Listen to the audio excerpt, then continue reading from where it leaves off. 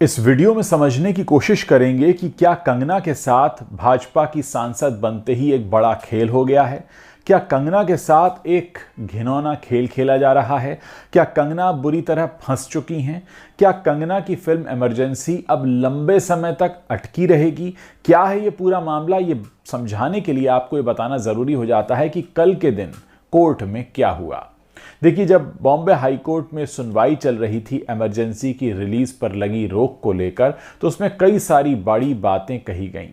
और ये बड़ी बातें जो हैं ये कही गईं जी स्टूडियो के वकील मिस्टर वेंकटेश की तरफ से, जिसमें उन्होंने कहा कि भारतीय जनता पार्टी ये कोशिश कर रही है कि कंगना की फिल्म कम से कम 5 अक्टूबर के बाद रिलीज हो, ताकि हरियाणा में जो चुनाव होने हैं वो निकल जाएं और उसके बाद ही ये फिल्म सामने आए। क्योंकि ये जो फिल्म है इसे कंगना रनौत ने बनाया है। कंगना रनौत भाजपा की सांसद हैं और अब भारतीय जनता पार्टी को भी ऐसा लगता है कि अगर ये फिल्म अभी रिलीज कर दी गई 5 अक्टूबर से पहले, तो भारतीय जनता पार्टी को हरियाणा में होने वाले चुनावों में काफी नुकसान हो सकता है, क्योंकि बहुत सारे लोगों की धार्मिक मान्यताएं आहत हो सकती हैं।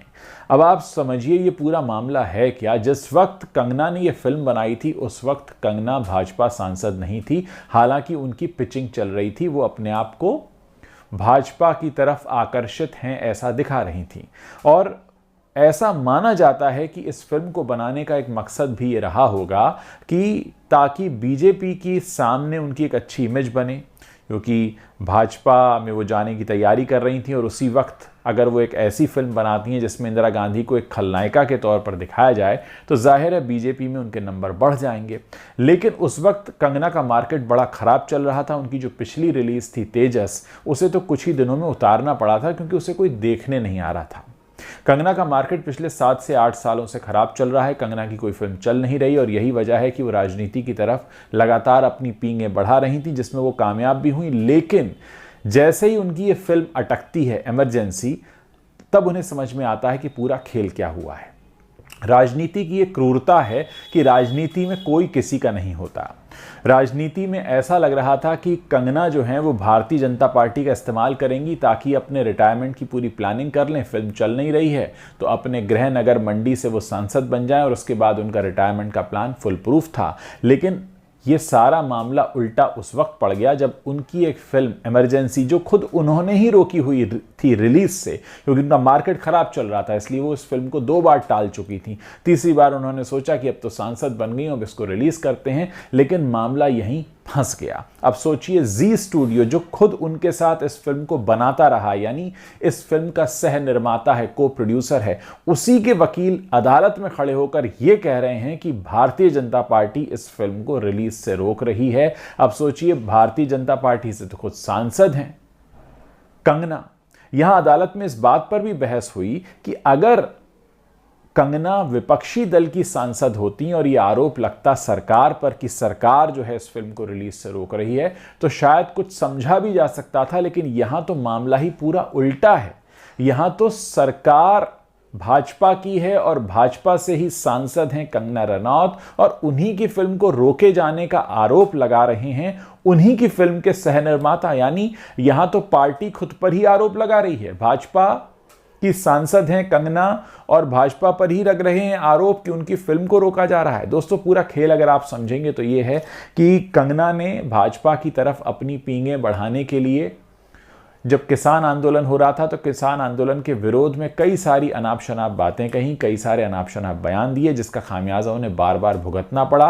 और अब ये बड़ा वाला केस आकर फंस गया है उनकी फिल्म को लेकर। अब ये फिल्म बेहतर होता अगर वो पहले ही रिलीज कर दी होती उन्होंने, लेकिन उस वक्त कंगना खुद जानती थी उनका मार्केट ठीक नहीं है, इसलिए उन्होंने इस फिल्म को रोक कर रखा। 2 बार इसकी रिलीज डेट चेंज कराई। अभी फाइनली 6 सितंबर को रिलीज होने वाली थी, उससे पहले ही सेंसर बोर्ड ने इस पर रोक लगा दी कि हमें ऐसा लगता है कि अगर ये फिल्म रिलीज हुई तो देश में बहुत सारे लोगों की धार्मिक मान्यताएं आहत हो सकती हैं। अब कुल मिलाकर कहने का मतलब यह है कि अगर यह फिल्म 5 अक्टूबर के बाद रिलीज होती है तो क्या लोगों की धार्मिक मान्यताएं आहत नहीं होंगी?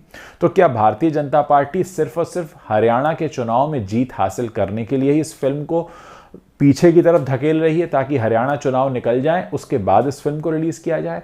क्या कंगना ने जो इस फिल्म में दिखाया है लोग उसी को सच मानने वाले हैं?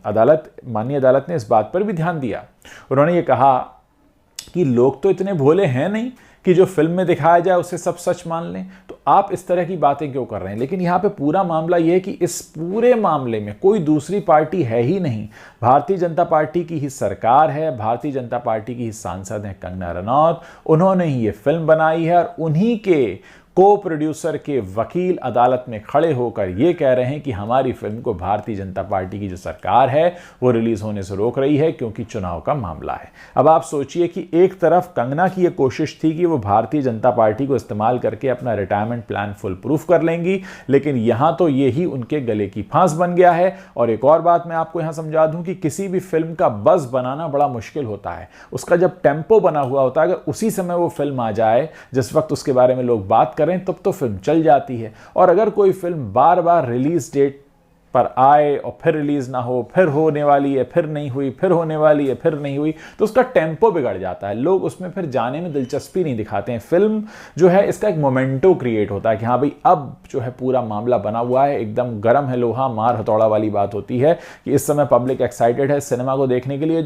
आप उसको फटाक से रिलीज कर दीजिए। आपने देखा होगा फिल्मों के प्रमोशन भी 15-20 दिन पहले ही शुरू होते हैं, ऐसा नहीं कि 6 महीने पहले से शुरू हो जाएं, क्योंकि तब तक टेम्पो मेंटेन करना मुश्किल होता है। और कंगना का मामला तो ये रहा है कि इस फिल्म की रिलीज डेट ऑलरेडी 2 बार पोस्टपोन हुई और तीसरी बार तो ये गले की फांस बनकर लटक रही है हवा में। अब ऐसे में अगर ये फिल्म रिलीज हो भी गई 5 अक्टूबर के बाद ही सही, तो ये फिल्म जो है एक बड़ा घाटा देकर जाएगी उन कंगना को जिन कंगना ने हाल ही में अपना बांद्रा में एक बंगलो घाटे में बेचा है, जिसे उन्होंने 20 करोड़ में लिया था, 40 में बेचना चाहती थी, 2017 में लिया था और उनको उम्मीद थी कि करीब करीब 6-7 साल हो गए हैं तो उनको दुगना अमाउंट मिल जाएगा, जिस तरीके से मुंबई का रियल एस्टेट मार्केट है। लेकिन उन्हें 20 करोड़ का मात्र 32 करोड़ ही मिला, 8 करोड़ के घाटे में उन्होंने बेचा।